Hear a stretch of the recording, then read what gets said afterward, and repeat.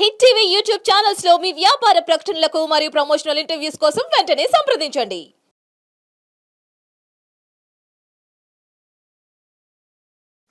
శ్రీకృష్ణ పరమాత్మతో, దేవా, ఈ నామదేవుడు పుట్టిన దగ్గర నుంచి ఇప్పటి వరకు నిన్ను తప్ప మరో నామం ఎరగడు. ఆయనకేం సంపాదన లేదు, ఆయన దగ్గర ఏమీ లేదు. ఇన్ని వేల మంది బ్రాహ్మణ్యాన్ని భోజనం పెట్టాలంటే ఆ దగ్గర ఏమీ లేదు. ఈయన పిలిస్తే ఎవరు కూడా రారు, నీ దగ్గర ఉంది పొమ్మంటారు, ఎవరు నమ్మరు. కాబట్టి ఇంత బృహత్తరమైన కార్యం నీ సంకల్పం కాబట్టి నువ్వే పూనుకుని నువ్వే దగ్గరుండి ఈ ఉద్యాపన కార్యక్రమం అంతా కూడా చేయించవయ్యా అని అడిగింది రుక్మిణీమాత. ఎంత అనురాగం, ఎంత వాత్సల్యం ఆ తల్లికి. చేయించాలి, తన బిడ్డడు నామదేవుడు అంత పెద్దవాడు, అంత గొప్పవాడు అవుతున్నాడు కాబట్టి ఆ ఉద్యాపన కార్యక్రమం చేయించాలి. అది పరమాత్మ ద్వారా జరగాలి, అది మాత సంకల్పం. అనగానే శ్రీకృష్ణ పరమాత్మ చాలా సంతోషించి, అది తప్పకుండా వెళ్దాం, నేను కూడా వస్తాను, మన ముగ్గురం, నువ్వు నేను జ్ఞానులు ముగ్గురం వెళ్ళి ఇంటింటికి వెళ్ళి ఊర్లో ఉంటే బ్రాహ్మణ్యందరినీ మనం పిలుచుకొద్దామని చెప్పి రుక్మిణీదేవి చెప్పాడు. మరి నేను వెళ్ళి అందరినీ పిలుచుకొస్తాను, దాని ముహూర్తం నిర్ణయం చేస్తాను, రేపే ముహూర్తం చేస్తాను. కాబట్టి దీనికి కావలసినటువంటి ఏ విధమైనటువంటి వంటకాలు చేయాలో, షడ్రసోపేతమైన విందు తయారు చేయాలి. అనేక రకమైన మధుర పదార్థాలతోటి, చిత్ర విచిత్రాన్నాలతోటి, అనేకమైన కూరలు, శాఖములు, పాకములు అన్నింటితోటి షడ్రసోపేతమైన నభూతో న భవిష్యత్ అన్నటువంటి విందు తయారు చేయాలి. ఈ బాధ నీకు అప్పచెప్తున్నా అన్నాడు. అనగానే అమ్మ తల్లి అంటుంది, నాథా, నువ్వు తలుచుకుంటే అసాధ్యం ఏమన్నా ఉందా? పూనుకున్నదే నువ్వైనప్పుడు ఇంక అసాధ్యం ఏముంది? అన్నీ అవే విరిపోతాయి, నువ్వు వెళ్ళి పిలుచుకుని రాలి. అనగానే ఈయన ఒక బ్రాహ్మణ వేషం వేసుకొని బయటకు వచ్చి నామదేవుడిని చేయి పట్టుకుని, చంటి పిల్లవాడిని తల్లి ఎంత జాగ్రత్తగా తీసుకెళ్తుందో, తండ్రి కొడుకుని, చిన్నవాడిని కొడుకుని భుజం మీద చేయి ఎలా పట్టుకెళ్తాడో ఆ విధంగా పట్టుకెళ్ళి ప్రతి ఇంటికి, ప్రతి ఇంటికి గృహానికి వెళ్ళి అక్కడ బ్రాహ్మణులతోటి, అయ్యా, ఈ నామదేవుడు అనేకమైన క్షేత్రదర్శనం చేసుకొచ్చి ఉద్యాపన చేసుకుంటున్నాడు రేపు, కాబట్టి మీరందరూ కూడా తప్పకుండా మీ బంధుమిత్ర పరివార సమేతంగా కూడా మీరు వచ్చి ఆయన ఇచ్చేటువంటి తాంబూల సత్కారాలు స్వీకరించి అంత హాయిగా సుష్టిగా షడ్రసోపేతమైన విందు ఆరగించి అతన్ని దీవించండి, ఇది మా కోరిక, అది ఉద్యాపనమా అని చెప్పాడు. ఇక్కడ స్వయంగా పరమాత్మ పిలుస్తున్నాడు అందరినీ. ఆ గ్రామస్తులు ఎంత అదృష్టవంతులో, వాళ్ళెవరికైనా పరమాత్మ పండ్రనాథుడు అని తెలియదు. ఎవరో బ్రాహ్మణుడు వచ్చాడు, బహుశా నామదేవుడికి బాగా తెలిసినవాడు. నామదేవుడు చుట్టం అని కాదు, ఎందుకంటే నామదేవుడు బ్రాహ్మణుడు కాదు, జ్ఞానదేవుడు బ్రాహ్మణుడు, నామదేవుడు బ్రాహ్మణుడు కాదు. కానీ ఒక బ్రాహ్మణుడు వచ్చి పిలుస్తున్నాడంటే బహుశా ఆయనకి ఏదో గురువో ఏదో అయి ఉంటాడు అని చెప్పేసి అనుకున్నారు. కానీ వచ్చినవాడు సాక్షాత్ పరమాత్మ పిలుస్తున్నాడు అనే విషయం వాళ్ళకి తెలియదు. అలా ప్రతి ఇంటికి వెళ్ళాడు, ఆ చుట్టుపక్కల గ్రామాలన్నీ తిరిగాడు పరమాత్మ. అక్కడ ఉన్నటువంటి సమస్తమైన జనుల్ని పిలిచాడు, బ్రాహ్మణులందరినీ పిలిచాడు, అన్ని జాతుల వారిని పిలిచాడు. అందరూ వచ్చి సుష్టిగా భోంచేసి వెళ్ళమని చెప్పాడు. బ్రాహ్మణులందరినీ వేదాశ్రితం చేయమని చెప్పాడు.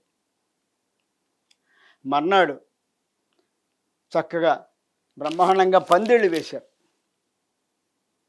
ఆయన సంకల్పసిద్ధుడు, పరమాత్మ తలుచుకుంటే ఏముందండి, ఆయన తలుచుకుంటే కామధేవుని, కల్పవృక్షాన్ని పిలిచింది అమ్మవారు. సురభి కామధేనువు, కల్పవృక్షం రెండు వచ్చాయి, అక్కడ నిలబడ్డాయి. పోయి ఇవన్నీ కావాలని చెప్పింది అమ్మవారు. వెంటనే పాత్ర నిండా అద్భుతమైనటువంటి భోజన పదార్థాలు, అన్ని రకాల పదార్థాలు ఏర్పాటైపోయాయి. పందిళ్ళు వేశారు, రకరకాల పీటలు వేశారు, చాపలు పరిచేశారు, బ్రహ్మాండమైనటువంటి ముగ్గులు రంగవల్లు దిద్దేశారు. అంతా అన్నీ జరిగిపోతున్నాయి. కామధేను, కల్పవృక్షం తలుచుకుంటే జరగనమే ఉన్నాయి. మొత్తం అందరూ సంకల్పించి సాక్షాత్ మహాలక్ష్మి అమ్మవారు. అద్భుతాలు జరిగిపోతున్నాయి.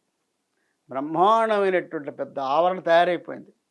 అదంతా కూడా చక్కగా కలాపు చల్లేసి, రంగవల్లు దిద్దేసి, చక్కగా ఎక్కడెక్కడ మామిడాకు తోరణాలు, పుష్పాలతో అలంకారం చేశారు. అద్భుతం జరిగిపోతుంది. ఒక నందనంలో ఒక స్వర్గలోకంలో ఉన్నట్టుగా తీర్చిదిద్దారు. ఓ జనం తండోపతండాలే వచ్చారు బ్రాహ్మణ్యం అంతా కూడా. రాగానే వాళ్ళందరూ కూడా చాలా సంతోషించారు చూసి. ఏమి ఈ అద్భుతం అంటే కనివిని అద్భుతం ఇంత గొప్పగా ఎప్పుడు వాడు చూడలే. ఆయన ఎవరో కానీ ఆ బ్రాహ్మడు ఆయన గురువుగారు ఎవరో మరి అయి ఉంటారు. నామదేవుడికి ఎక్కడో ఆయన కనబడి ఉంటాడు వీళ్ళకి మధ్యలో బారక మధ్యంలో. ఆయన జాగ్రత్తగా ఆయన పట్టేసుకున్నాడు. పాప ఆయనే భరిస్తున్నాడు మొత్తం అంతా కూడాను. ఇంత అద్భుతంగా చేయిస్తున్నాడు అని చెప్పి అనుకున్నారు. సరే ఈయన ఏం చేశాడు, చక్కగా అతను బ్రాహ్మడు కాదు కాబట్టి నామదేవుడు పేరు మీద బ్రాహ్మణులందరినీ కూర్చోబెట్టి ముందుగా అన్ని విస్తాళ్ళ మీద కింద కూడా చక్కగా మండలం దిత్తారు, మండలం వేస్తారు. మండలం అంటే ఒక రకమైన ముగ్గు వేయాలి. మామూలుగా ఆ బ్రాహ్మణ భోజనం పెట్టేటప్పుడు ఏదో ఆకు వేసేసి ముగ్గు పెట్టేయడం అన్నం పెట్టేయడం కాదు. ముందు మండల రచన చేయాలంటారు. ముఖ్యంగా సన్యాసులకు చాలా ముఖ్యం. ఎతుకు భోజనం పెట్టడం మండలం వేయాల్సిందే. ఎవరి భోజనం పెట్టినా బ్రాహ్మణ భోజనాన్ని ముందు మండలం వేయాలి. మండలం వేస్తున్నట్టుగా ఒక మంత్రం చెప్పేసి అక్కడ కొద్దిగా నీళ్ళు జల్లేసి ఒక చేత్తో ఒక ఓంకారం గీసేస్తారు సాధారణంగా. అంతకంటే ఏదో స్వస్తికో ఓంకారం గీసేస్తారు, దాన్ని వేసేస్తారు.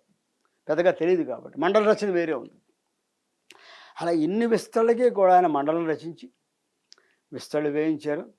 వేస్తే ఇక అమ్మవార్లు యనమండుగురు ధనపత్రులు కదా, అష్టపత్నులు కదా శ్రీకృష్ణ పరమాత్మకి.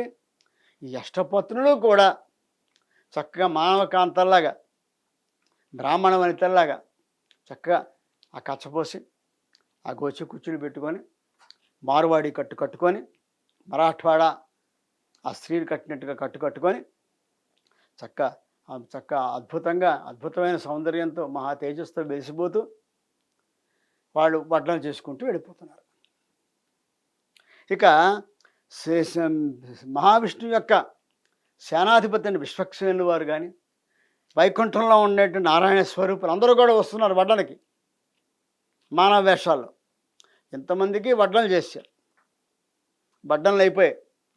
ప్రతి ఒక్కడికి కూడా చక్కగా గంధము పుష్పాక్షతలు అన్నీ కూడా ఇచ్చి వారికి కావాల్సినటువంటిగా యథావిధిగా శాస్త్రోక్తంగా వాళ్ళందరినీ నిమంత్రణ చేసుకొని వాళ్ళకి కావాల్సినటువంటి చేయవలసిన పద్ధతులు అనమాట. అంటే ఆసనము, గంధము ఇత్యాదిగా, అలాగే పాద ప్రక్షాళనము, హస్త ప్రక్షాళనం ఇవన్నీ కూడా చేయడం ఉంటుంది. కొన్ని పద్ధతులు ఉంటాయి భోజనం పెట్టేటప్పుడు.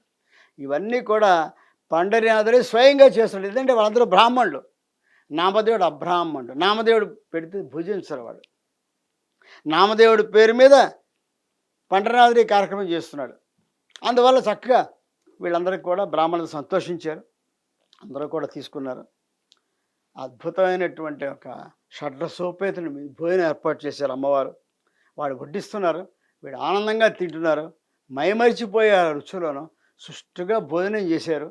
అంతా అయిపోయింది. ప్రతి ఒక్కళ్ళు కడుపు నిండా భోజనం చేసిన తర్వాత ఇక అందరూ కూడా అయ్యా మీరందరూ కూడా చక్కగా విశ్రాంతి తీసుకుంటూ ఉండండి, ఈ లోపుగా మా ఉద్యాపనకర్త అయినటువంటి నామదేవుడు మేమందరం కూడా భోజనాలు చేసి వస్తాము, వచ్చి మీకు తాంబూల సత్కారాలు ఇచ్చి దర్శనం ఇచ్చి పంపిస్తామని చెప్పాడు పరమాత్మ.